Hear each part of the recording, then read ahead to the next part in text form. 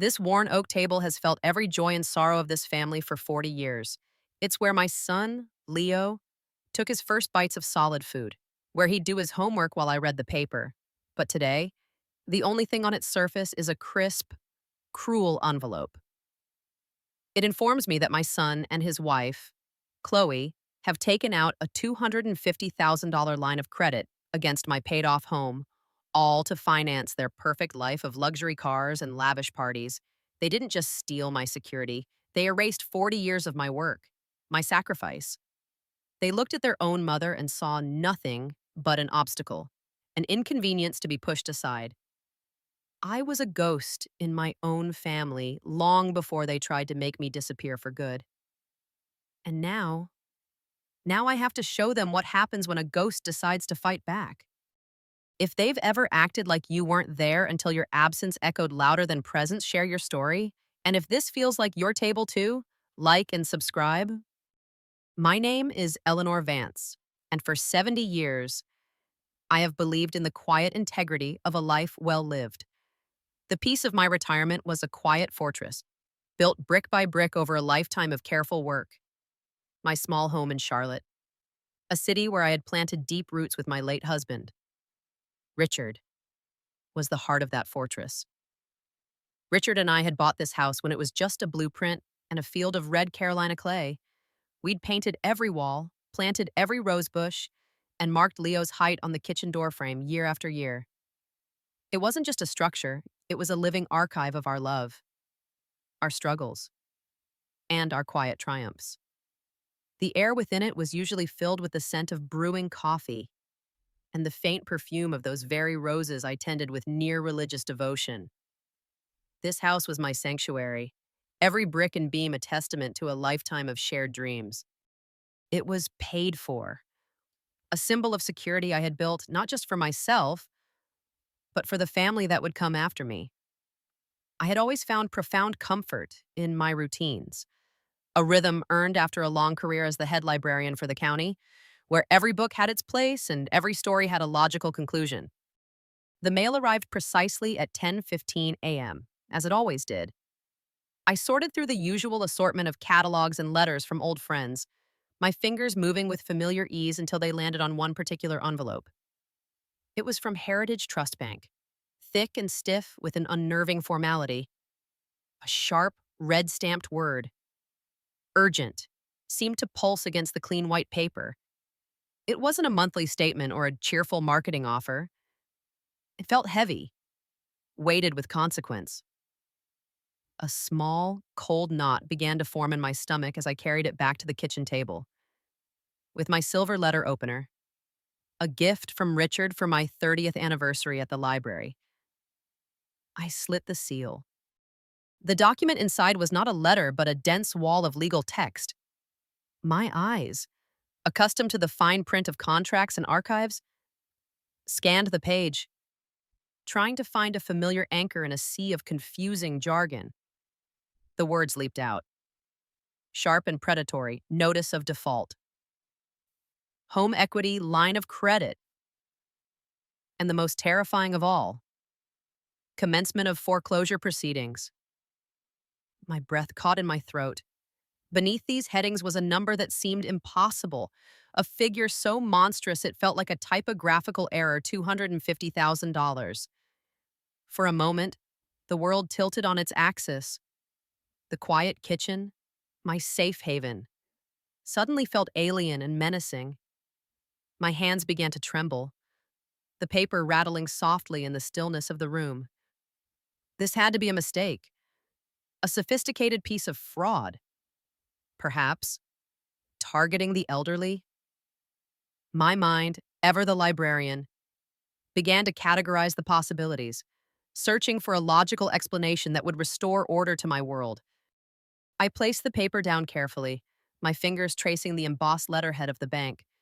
It looked authentic, terrifyingly so. My heart hammered against my ribs. A frantic, trapped bird. Foreclosure. The word was an obscenity in the context of my life. I stood up and walked to the window, my legs feeling unsteady beneath me. Outside, My roses bloomed in defiant bursts of crimson and white, oblivious to the catastrophe unfolding within the four walls they adorned. I had to fix this. It was a problem to be solved, an error to be corrected. That was all. I clung to that thought like a prayer. The phone felt unnaturally heavy in my hand, its sleek, modern design a stark contrast to the old-fashioned dread coiling inside me. I dialed the number on the notice with a determined steadiness I did not feel, each tone echoing in the unnerving silence of my home. My gaze drifted to a framed photograph on the wall, a picture of Leo at his university graduation. He was beaming, his arm around my shoulders, the very picture of a devoted son. I had sacrificed so much for that smile, for that future, the memory, once a source of quiet pride, now felt like a prelude to something I couldn't comprehend. The automated system at the bank was a labyrinth of polite, pre-recorded voices, and with each passing minute of hold music, the initial surge of assertive anger began to curdle into a raw, gnawing anxiety. Finally, that a human voice came on the line, clear and professional. Heritage Trust Bank, this is Ms. Davies. How may I assist you? I took a deep breath, marshaling the calm, authoritative tone I had used for decades to manage library patrons and staff. Good morning, Ms. Davies. My name is Eleanor Vance. I've received a notice of default concerning a home equity line of credit at my address, and I'm calling to report a serious error. I have never applied for such a loan. I expected a pause, perhaps an apology, and the assurance of an immediate investigation. Instead, the silence on the other end was brief, followed by the soft, efficient clicking of a keyboard. One moment, Mrs. Vance. Let me pull up your file. The professional courtesy in her voice did nothing to soothe the growing unease within me. She was too calm, too procedural. All right, Mrs. Vance, I have your file here. Ms. Davies said, her tone unchanged. I am showing an active home equity line of credit for $250,000, opened on April 12th of this year. The date struck me like a physical blow. April 12th was my late husband's birthday. The cruelty of the coincidence was breathtaking. That's impossible, I whispered, my voice cracking slightly. I never authorized this. I never signed anything. Ms. Davies continued, her voice a relentless tide of facts washing away the foundations of my reality. Ma'am, the application was submitted through our secure online portal. It was verified with your social security number and a digital signature that matches the one we have on file for you. My mind reeled. A digital signature. I barely used my computer for anything beyond email and browse my favorite online bookstores. The funds, she continued, had been fully dispersed in a series of transfers over the following month. That cannot be. I insisted, a note of desperation creeping into my voice. I would have seen such a deposit. My bank account balance has been stable for years, aside from my pension deposits and regular expenses. There was another pause. Longer this time. I could hear the faint sound of more typing. The quiet exploration of my life's financial records by a complete stranger. When she spoke again, her voice had softened with what sounded like practiced sympathy. The kind reserved for delivering devastating news. I see. Ma'am, the funds were not deposited into your primary checking account. According to our records, you designated that all disbursements be transferred directly to the account of the sole authorized user on the line of credit. She hesitated for a fraction of a second before delivering the final, world-shattering blow. The authorized user is listed as Mr. Leo Vance. Leo. The name dropped into the silence of my kitchen and detonated. It wasn't a stranger. It wasn't a bank error. It was my son. My Leo. The boy whose scraped knees I had bandaged, whose college education I had financed by cashing in my own retirement bonds early. The man I had trusted implicitly, adding his name to my accounts years ago for emergency purposes, should I ever fall ill. The room began to spin, the edges of my vision blurring. I gripped the edge of the kitchen table, the worn oak cool beneath my trembling fingers. Ms. Davies was still speaking, her voice a distant, meaningless murmur about fraud departments and official procedures, but I couldn't hear her. All I could hear was the echo of my son's name, intertwined with words like default and foreclosure. I hung up the phone without another word, the receiver clattering into its cradle. The silence that followed was absolute, a crushing weight that filled every corner of my home. The fortress I had built was not under siege from an outside enemy, it had been betrayed from within. For a long time, I did not move. The world had been reduced to the four walls of my kitchen, and even they seemed to be breathing, contracting around me with each frantic beat of my heart. The silence was a physical presence, thick with the ghosts of laughter, arguments, and lullabies sung at the worn oak table where I now sat. A casualty in my own life story. The initial shock, that sharp, blinding flash of disbelief began to recede, leaving behind the cold, heavy ache of betrayal. It was a pain so profound, so elemental, that it felt as though it was rewriting my own cellular structure. Every memory I had of my son, every cherished moment I had stored away like a precious artifact, was now contaminated, recontextualized by this single monstrous act. His first steps, his high school football games, the pride in his eyes when he received his diploma, it was all a lie. Or worse, nipasul. It was a prelude to this. I saw now that I had not been raising a son. I had been cultivating my own ruin. The paralysis eventually gave way to a slow-burning fire. It was not the hot, explosive rage of a sudden argument, but the quiet, intense heat of a kiln, solidifying my grief into something hard and unyielding. The librarian in me, the woman who had spent a lifetime believing in systems, in cause and effect, in the fundamental principle that actions have consequences, began to stir. This was not just a family drama, it was an aberration, a tear in the fabric of an orderly universe, and aberrations had to be confronted. They had to be understood. My movements, when they finally came that were stiff and automatic, I rose from the table, my joints protesting, and walked to the hallway closet to retrieve my purse and car keys. There were no tears. The time for tears was over. The pain was too deep for such a simple release. What I felt now was a cold, clinical need for confrontation, for the final, unvarnished truth. I had to look into my son's eyes and see for myself the person he had become. The drive from my modest, tree-lined street to the opulent enclave of Myers Park was a journey through a foreign country. My neighborhood, with its sturdy brick homes and established gardens, spoke of lives built over generations, of quiet stability. As I drove further south, the landscape began to transform. The familiar oaks and maples gave way to perfectly manicured lawns, vast and unnervingly green, fronting sprawling mansions that seemed to compete with one another in their ostentatious display of wealth. This was Leo's world now, a world I had unknowingly financed. With every mile that passed, the physical distance between our homes became a painful metaphor for the emotional chasm that now separated us. I remembered the small sacrifices Richard and I had made, the vacations we'd forgone to build Leo's college fund, the secondhand car I'd driven for years so he could have a new one. We had given him a foundation of love and security, and he had used it as a launchpad into this cold, glittering stratosphere, leaving us far behind. His house, when I finally arrived, was even more imposing up close. It was a monument to modern architecture. All sharp angles and vast, unblinking windows. There was no garden, only strategically placed ornamental grasses and a severe stone pathway leading to a front door that looked more like the entrance to a corporate headquarters than a family home. I parked my sensible sedan on the street, feeling out of place among the gleaming BMWs and Teslas that lined the curb.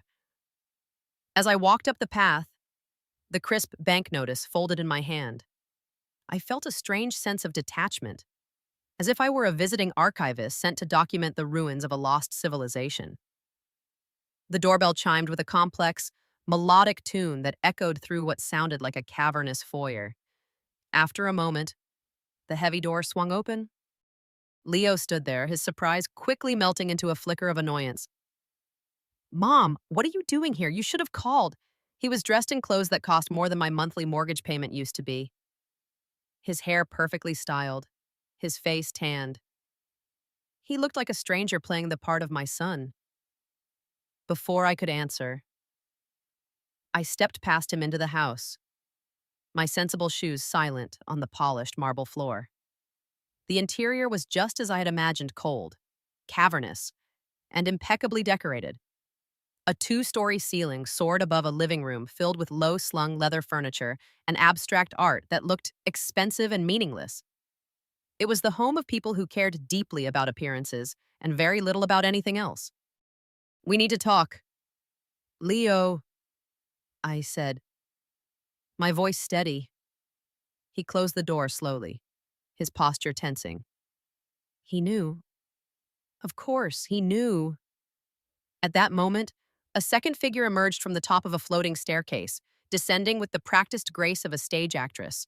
It was Chloe, his wife. She was a vision of casual wealth, her designer athletic wear immaculate, her wrist adorned with a delicate diamond tennis bracelet that caught the light from the massive windows. "Eleanor," she said, her tone a perfect blend of surprise and mild irritation, as if I were a delivery that had arrived at an inconvenient time. She reached the bottom of the stairs and glided to Leo's side, slipping her arm through his in a gesture of possessive unity. I held up the envelope from the bank. I didn't need to say anything else. I watched Leo's eyes fix on the Heritage Trust Bank logo, and I saw the blood drain from his face. Chloe, however, remained utterly composed. She looked from the letter to my face, her expression one of cool, detached assessment. It was she who broke the silence, her voice smooth as silk but laced with steel. "Oh, that," she said with a dismissive wave of her hand. "Eleanor, you're making such a fuss. We were going to talk to you about it." The audacity of the lie was stunning, but it was the calculated condescension that followed which truly took my breath away. She stepped forward, her expression softening into one of feigned, patronizing concern. "Honestly, at your age," she began, her voice dripping with false sympathy, "shouldn't you find happiness in seeing your money put to good use? What's more important, numbers in a dusty bank account or your family's future? Our ability to build a life." The words hung in the sterile air between us, a masterclass in emotional cruelty disguised as rational thought. She had framed my life's work, my security, my very home, as a selfish impediment to her own comfort. She saw me not as a mother or a person, but as a resource to be tapped. And now that the resource was complaining, I had become an inconvenience.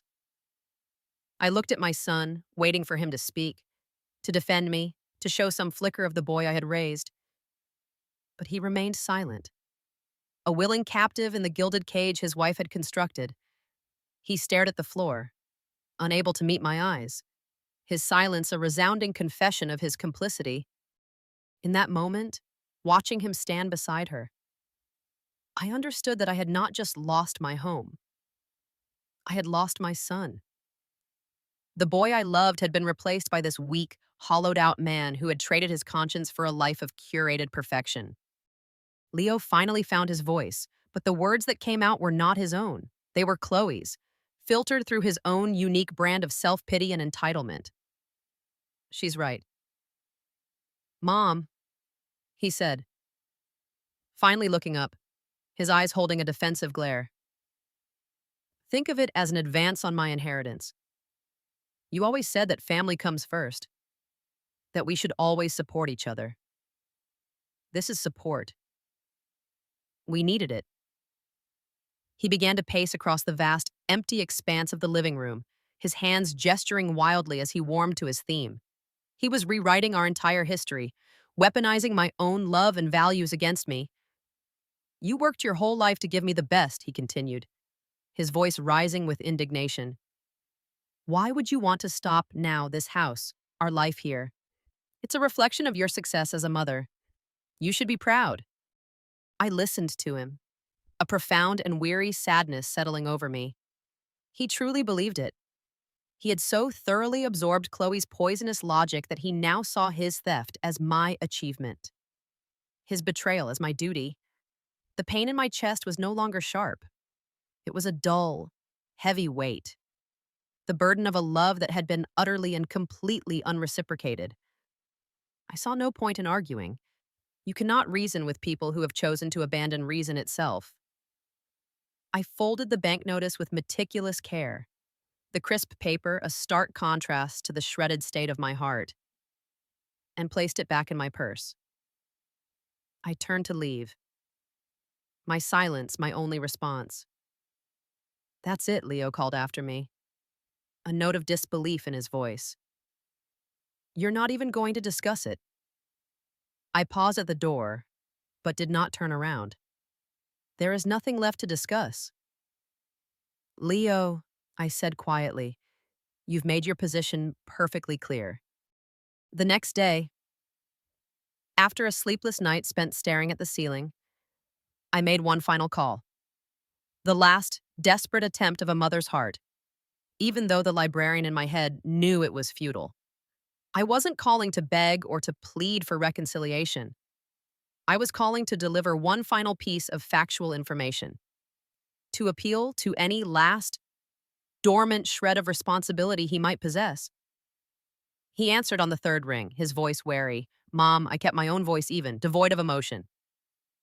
"Leo, I am calling to inform you that Heritage Trust Bank is commencing foreclosure proceedings. I have 30 days to respond. As the primary signatory on the loan, you are legally responsible.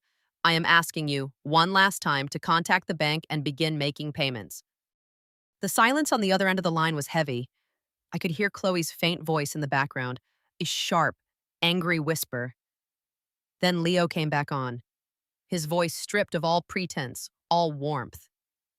It was cold, hard, and utterly final.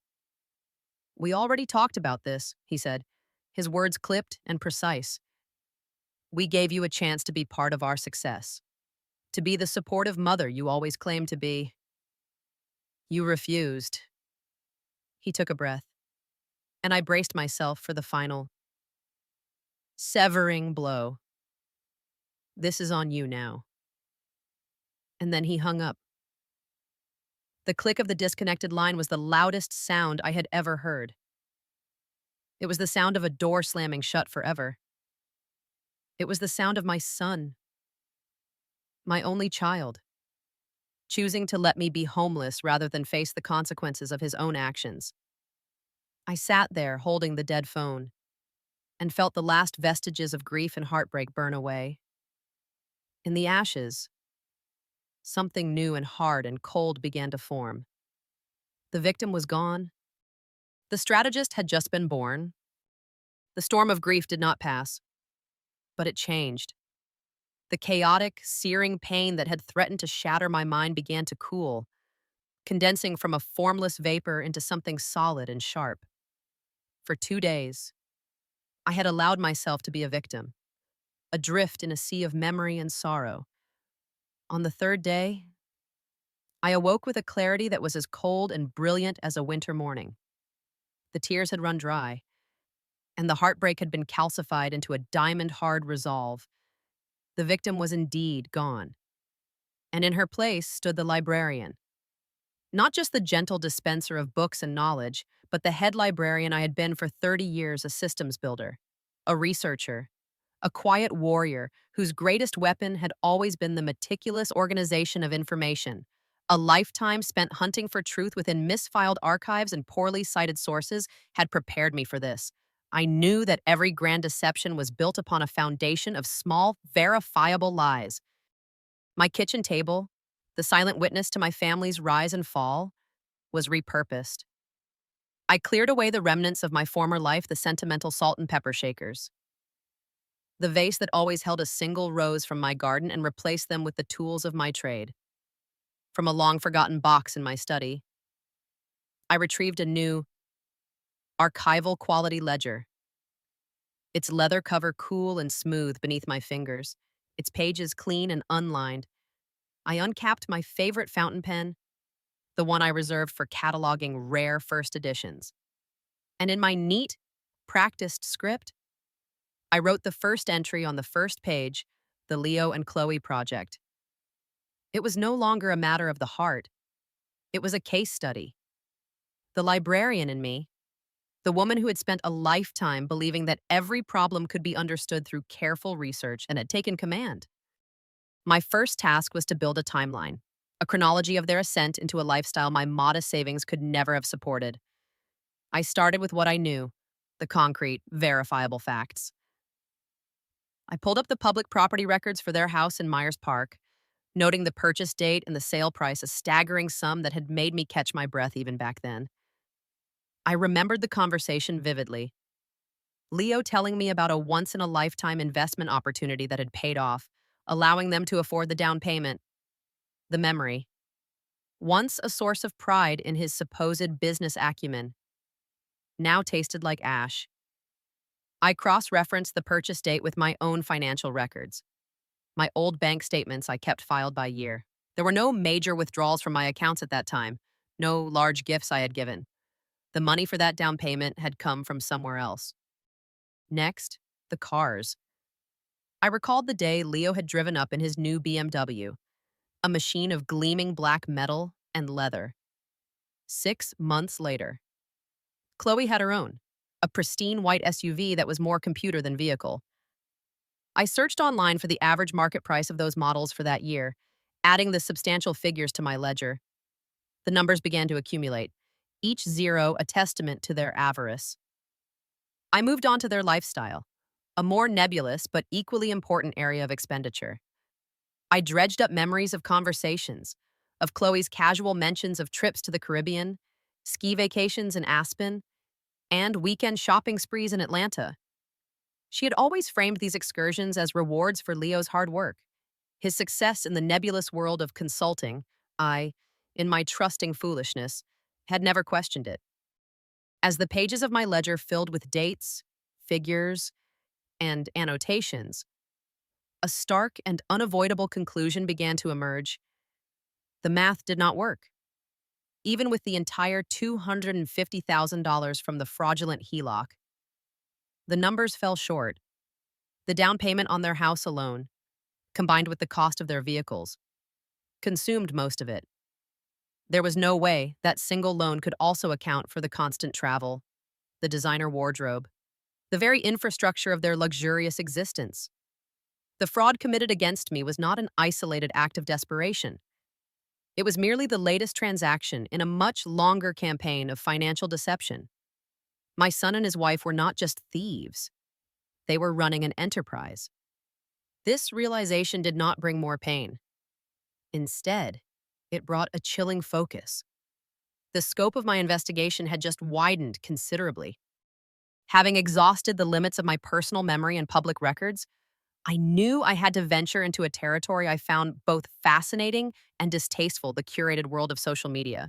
As a librarian, I understood its power as a repository of information, a vast, user-generated archive of modern life. I had always maintained a personal distance from it, preferring the tangible reality of the printed word set. Now, however, it was an indispensable research tool. Chloe, with her insatiable need for an audience, for the validation of her perfect life, would have a significant digital footprint. It was a vulnerability waiting to be exploited. I poured myself a fresh cup of coffee, sat down at my laptop, and began to dig. It didn't take long to find her.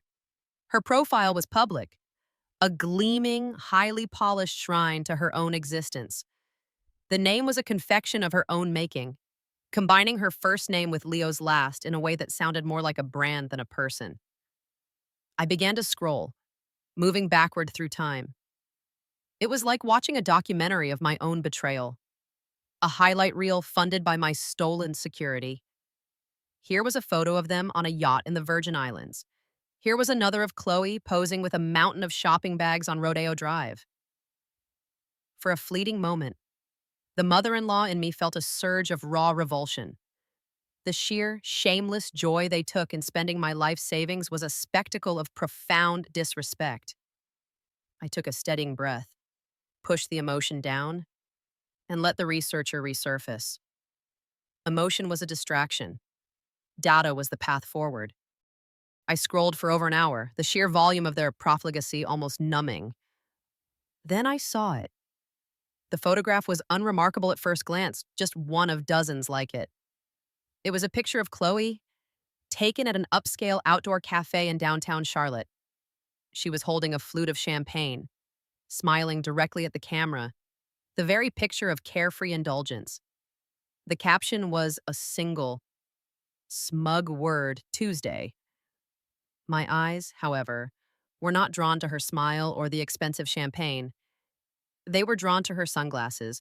They were large, dark, and highly reflective. A perfect pair of convex mirrors capturing the scene before her. My breath hitched. My own reflection was a pale ghost on the laptop screen as I leaned closer, my heart beginning to pound with the thrill of the hunt. I saved the image to my computer and opened it in a photo viewing program, using the zoom function to magnify the reflection in the lenses. The image was distorted, curved by the shape of the glasses. But it was there. Reflected in the dark gleam of her right lens was the person taking the photograph. It was a man. And it was not my son. This man was sharp-featured and immaculately dressed in a crisp suit. His expression a mixture of admiration and intimacy as he looked at Chloe. He was leaning forward, his posture suggesting a familiarity that went far beyond mere friendship. This single, accidental reflection changed everything. It was the click of a lock disengaging, the sudden, brilliant flash of understanding in a dark room. My investigation had been focused on a conspiracy of two, a united front of betrayal. Now there was a third party, a hidden variable that threw all my previous calculations into disarray. This wasn't just about funding a luxurious lifestyle together. This was about something else entirely, an affair. The desperate, voracious need for money suddenly took on a new, sharper meaning. It wasn't just for appearances, it was to fund a secret life, to buy the affection and loyalty of another man. A wave of cold, crystalline understanding washed over me. This was their critical vulnerability. This was the seam in their carefully constructed world. I stared at the magnified image on my screen, at the ghost of a man hiding in plain sight. I had found the first loose thread. And I knew, with the unshakable certainty of a librarian who has just found the missing volume in a rare collection, that if I pulled on it, their entire world would come undone. The discovery of the hidden man in the photograph was a clarifying moment, a flash of lightning that illuminated the entire dark landscape of their deceit. The affair explained the motive, the desperate, insatiable hunger for money that went beyond mere lifestyle maintenance. But it did not explain the means. My ledger, with its cold, hard figures, still showed a significant financial shortfall. A chillingly logical conclusion began to form in my mind. I was not the only source. I was simply the largest. My son and his wife had been practicing their craft on others, honing their techniques on smaller, more vulnerable targets before attempting the masterpiece of my own financial ruin. A wave of shame washed over me. This was my family name, my son, who had brought this darkness to the doors of my friends. My fight for justice was no longer just for myself. It was an atonement. I knew, with a sickening certainty, that I had to identify the other victims. My mind, now fully engaged in its investigative capacity, began to construct a victim profile. Who would they target? They would seek out the trusting, the lonely, the financially unsophisticated. My thoughts immediately landed on Margaret Gable, a widow in her late 70s from my old book club. I remembered a conversation from a few months back where Chloe had spoken at length about how she was looking after dear Margaret, helping her with her online banking. At the time, I had thought it was a commendable act of charity. Now, Chloe's helpfulness seemed predatory, a calculated grooming process. I found her tending to her hydrangeas, her small frame looking fragile among the lush, blooming bushes. She greeted me with a warm, genuine smile, though I could see the faint signs of stress around her eyes. We exchanged pleasantries about the weather before I gently guided the conversation to the reason for my visit. Margaret, I said softly, as we sat on her porch swing with glasses of iced tea. I've been reading some troubling articles lately about financial scams targeting seniors in our area. It's made me so cautious. Her reaction was immediate and profound. The smile vanished, her hand trembled, and her teacup rattled against its saucer. A single tear traced a path down her wrinkled cheek. Oh, Eleanor, she whispered, her voice thick with a shame that was painful to witness. And then, the story tumbled out. It began with Chloe's kindness. Then came the story, a fiction designed to exploit Margaret's compassion. Leo had approached her, his face a mask of worried sincerity, and told her that I, Eleanor, was secretly battling a serious illness. The treatment was experimental, he had said, and I was too proud to ask for help. The casual, calculated cruelty of it left me breathless. They had used my name, my reputation for stoicism, as a tool to defraud a dear old friend. Leo had told Margaret that if she would just co-sign a small business loan for him, it would provide the bridge financing needed to cover my medical costs. He is your son. Eleanor, Margaret said, her voice cracking. I trusted him because he was your son. She confessed that she had signed the papers without reading them too closely, and that for the past 2 months, she had been receiving aggressive letters from a collections agency about an overdue loan for $18,000. I reached across and placed my hand on hers. Margaret, I said, my voice firm but gentle. You have nothing to be ashamed of. You were the victim of a calculated and predatory crime. And you are not alone. In that moment, my mission crystallized. This was no longer just my fight. It was a moral imperative. Isolated. We were weak. But together, armed with documented evidence, we could become a force they would not be able to ignore.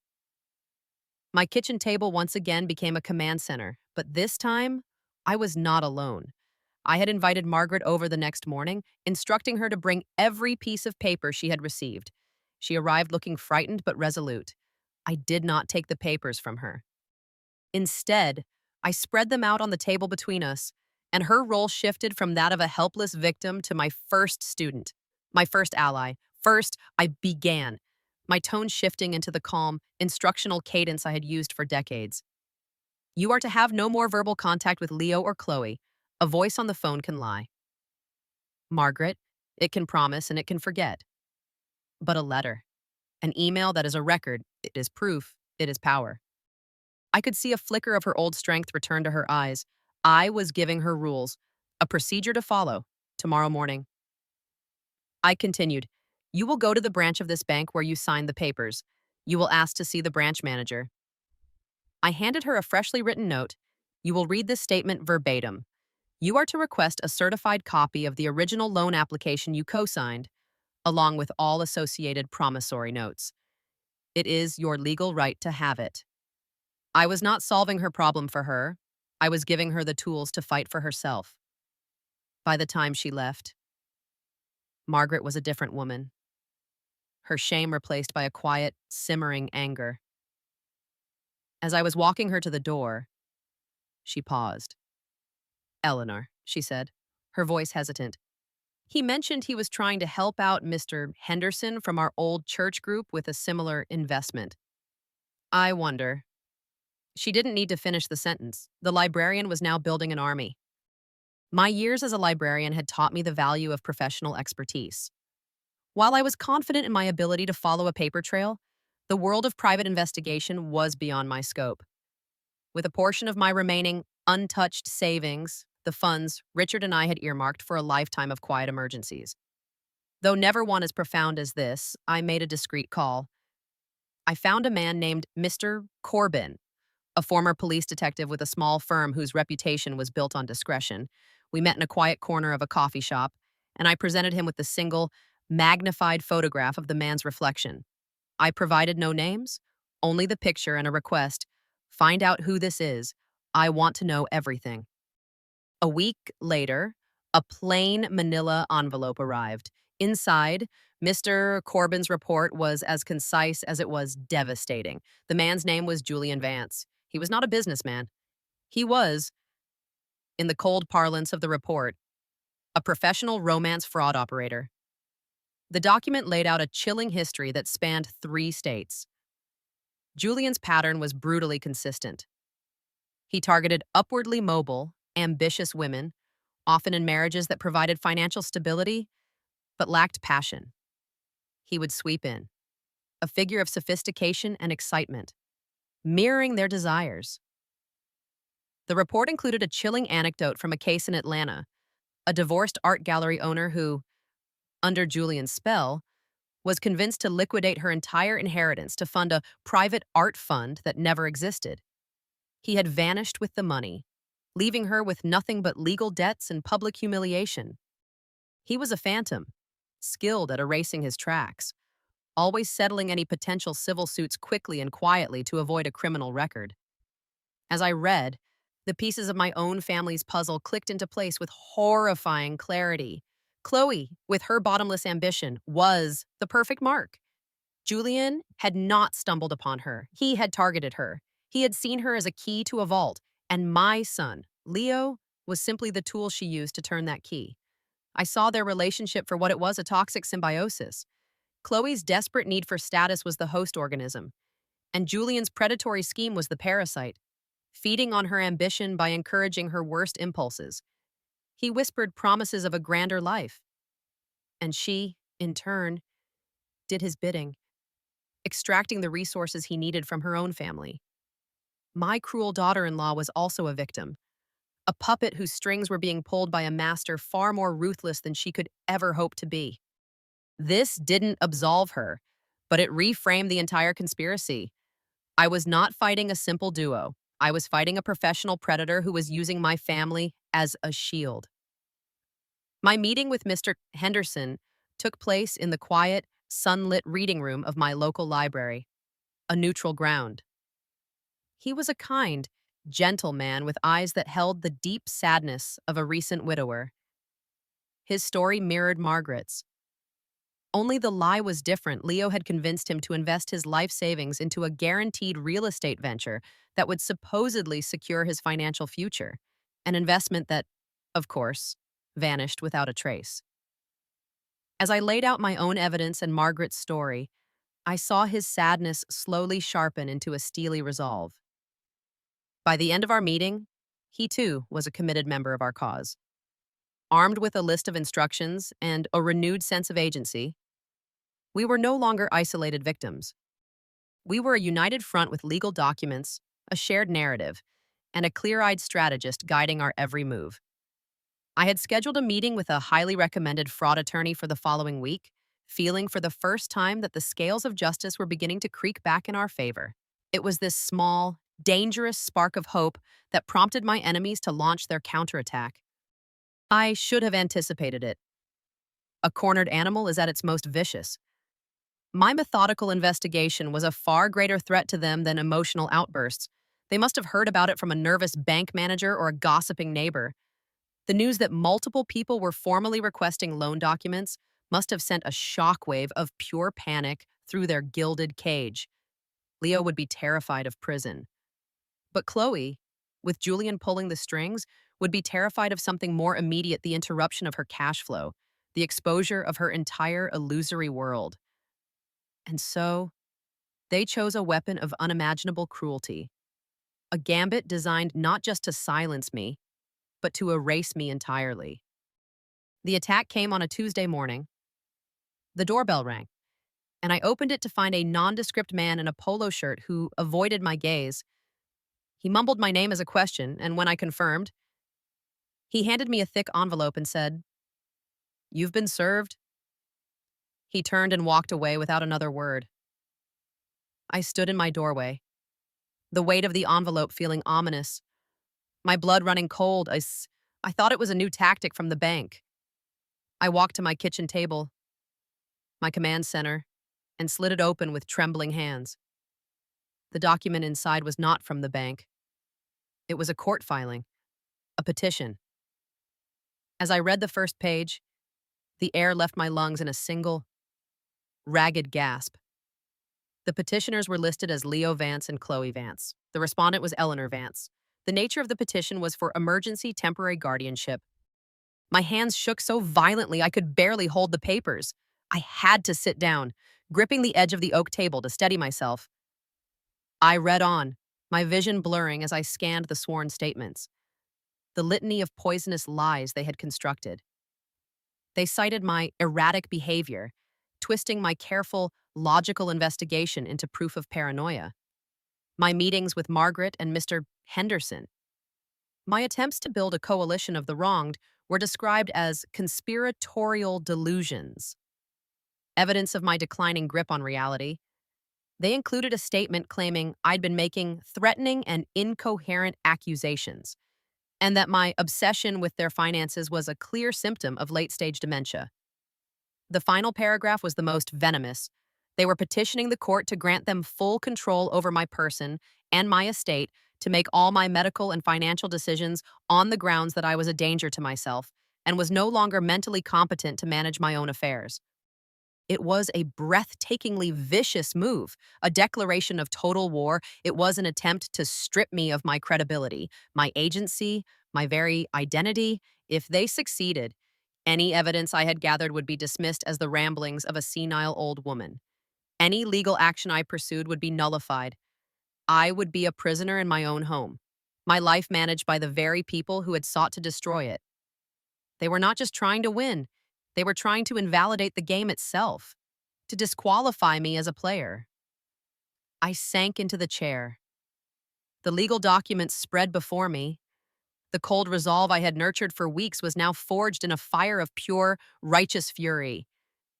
They had made a grave miscalculation. They thought they were silencing a frail, elderly victim. They had no idea they were about to face the fight of their lives. The thick, cream-colored envelope containing the guardianship petition lay on my kitchen table, a declaration of war disguised as a legal document. The fury it had ignited in me did not dissipate. Instead, it underwent a final, transformative alchemy. It was no longer the hot rage of a wounded animal, nor the cold anger of a woman betrayed. It became the focused, dispassionate energy of a librarian who has just been handed a manuscript full of lies and knows it is her duty to meticulously, systematically, but publicly correct the record.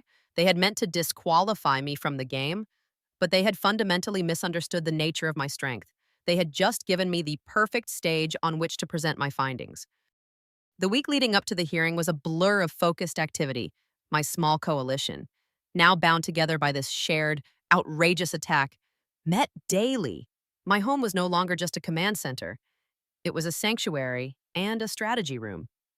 I had retained the services of Patricia Warren, the fraud attorney recommended to me, a sharp, incisive woman in her 50s with eyes that missed nothing. When I first laid out the guardianship petition for her, she didn't react with shock or sympathy.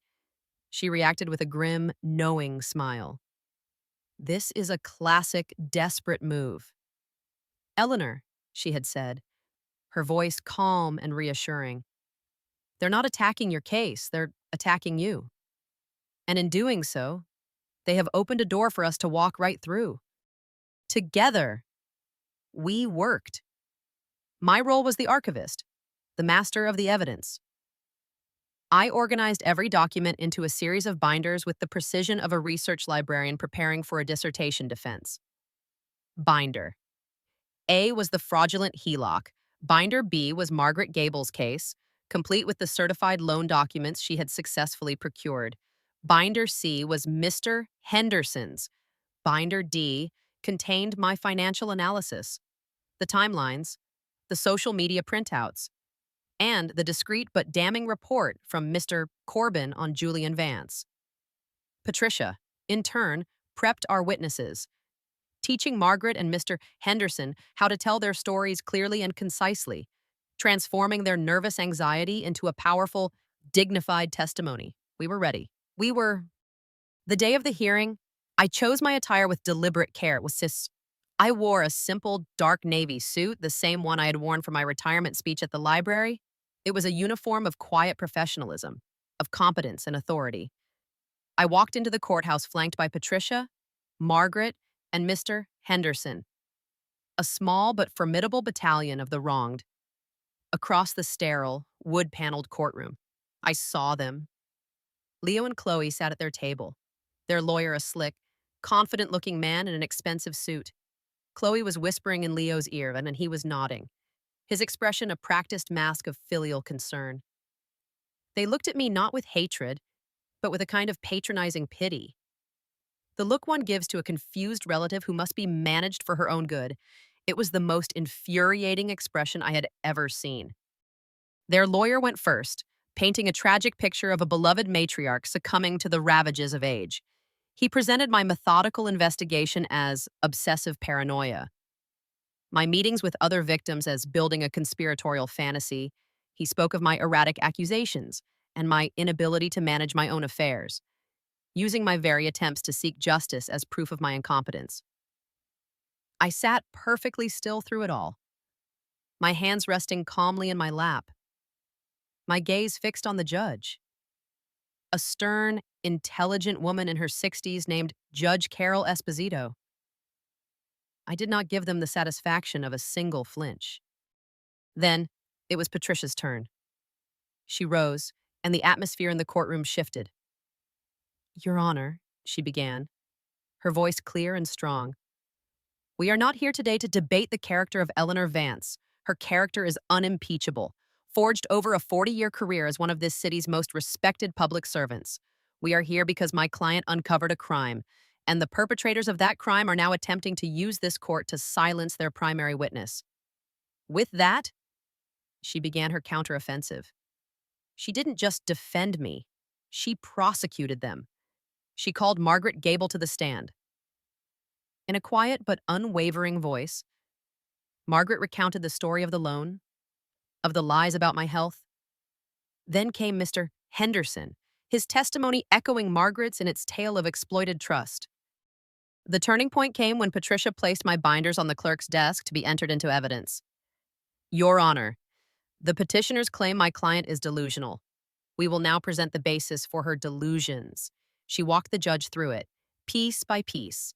The fraudulent HELOC application with my forged digital signature, the certified loan agreement with Margaret's name on it, the bank statements showing money flowing out of their accounts to luxury resorts and designer boutiques. The final exhibit was my own ledger. Patricia projected my financial analysis onto the courtroom screens, a stark, undeniable accounting of their spending versus their known income. This, Your Honor, is not paranoia, Patricia declared, her voice ringing through the silent room. This is mathematics. This is research. This is the work of a clear, logical, and highly competent mind uncovering a systematic pattern of financial fraud. I watched as Judge Esposito's expression shifted from judicial impartiality to a cold, focused anger. She looked over the evidence, then stared directly at Leo and Chloe, who had visibly shrunk in their seats. The color had drained from their faces, their earlier confidence replaced by the pale, clammy look of raw panic. Finally, the judge laid down her glasses. Her voice, when she spoke, was quiet but carried the immense weight of the law. "The petition for guardianship is denied," she stated flatly. "Not only is it denied, but I find that it has been filed in bad faith, for the express purpose of intimidating a witness and obstructing justice. This court will not be used as a weapon in such a manner." She gathered the papers, tapped them into a neat stack, and looked at the court clerk. "I am referring this entire file, including all submitted evidence and the testimonies heard here today, to the district attorney's office for immediate review for potential charges of felony fraud, grand larceny, and financial abuse of the elderly." A collective gasp went through the courtroom. It was over. Their gambit had not just failed, it had spectacularly backfired, handing us a victory more swift and complete than I could have ever imagined. The weeks that followed were a cascade of consequences, a slow-motion demolition of the life they had built on lies. The district attorney's office, armed with the pristine case file Patricia and I had assembled, moved with startling speed.